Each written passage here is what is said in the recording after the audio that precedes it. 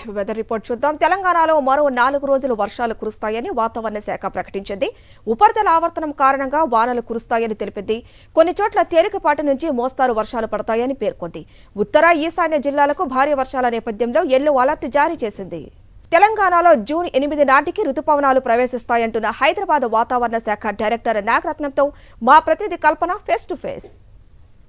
తెలంగాణ రాష్ట్రంలో నిన్న ఒక్కసారిగా వాతావరణం మారిపోయింది. నగరంతో పాటు తెలంగాణ రాష్ట్రంలో పలు జిల్లాల్లో భారీ వర్షం కూడా నమోదైంది. మరి ఇదే పరిస్థితి ఇంకెన్ని రోజులు ఉండబోతా ఉంది. ఈ రోజు వర్షాలకు సంబంధించి అప్డేట్స్ ఏ విధంగా ఉన్నాయో తెలుసుకుందాం. ప్రస్తుతం మనతో పాటు వాతావరణ శాఖ డైరెక్టర్ నాగరత్న మ్యామ్ ఉన్నారు. వారితో మాట్లాడి మరిన్ని విషయాలు తెలుసుకుందాం.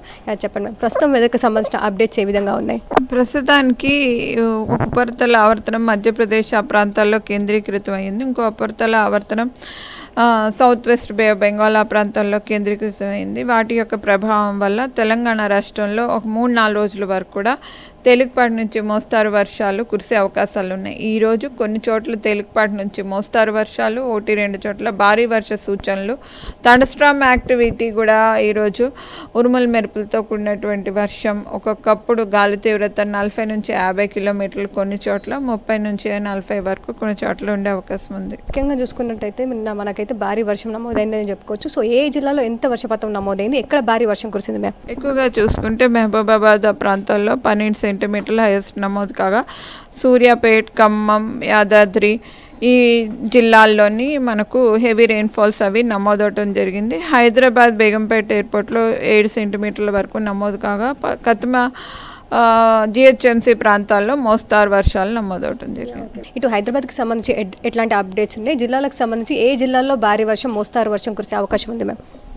జిల్లాలు చూసుకున్నట్లయితే ఎక్కువగా ఈశాన్య తూర్పు జిల్లాల్లోని, దక్షిణ జిల్లాలో 1-2 చోట్ల నమోదయ్యే ఛాన్సెస్ కనిపిస్తున్నాయి. నాగర్ కర్నూలు పరిసర ప్రాంతాల్లోని, అట్లాగే భద్రాద్రి, వరంగల్ జిల్లాల్లోని, అట్లాగే చూసుకుంటే జయశంకర్, భూపాల్పల్లి, ములుగు, మహబూబాబాద్ పైన కుమరంభీం వరకు కూడా కొంత మేరకు వీటి యొక్క ప్రభావం ఉండే అవకాశం ఉంది. హైదరాబాద్ పరిసర ప్రాంతాల్లో తేలికపాటి నుంచి మోస్తారు వర్షాలు ఉండే అవకాశం ఉంది.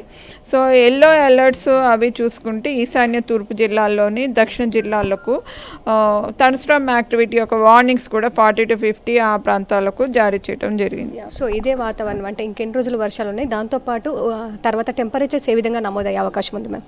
టెంపరేచర్స్ చూస్తే 36 to 40 degrees మధ్యలో నమోదయ్యే ఛాన్సెస్ ఉన్నాయి. ఇంకా 3-4 రోజుల వరకు కూడా ఇట్లాంటి సిచ్యువేషన్ కొనసాగే అవకాశం ఉంది. సో ప్రస్తుతం చూసుకున్నట్టయితే ఋతుపవనాలకు సంబంధించి స్టేటస్ ఏ విధంగా ఉంది? మేము తెలంగాణకు ఎప్పుడు తాకనున్నాయి? ప్రస్తుతానికి అంచనాల ప్రకారం చూసుకుంటే 31వ మే వరకు కూడా కేరళ తీరాన్ని తాకే అవకాశాలు కనిపిస్తున్నాయి. మే 19వ తారీఖు అండమాన్ నికోబార్ దీవుల్ని తాకే అవకాశాలు కనిపిస్తున్నాయి.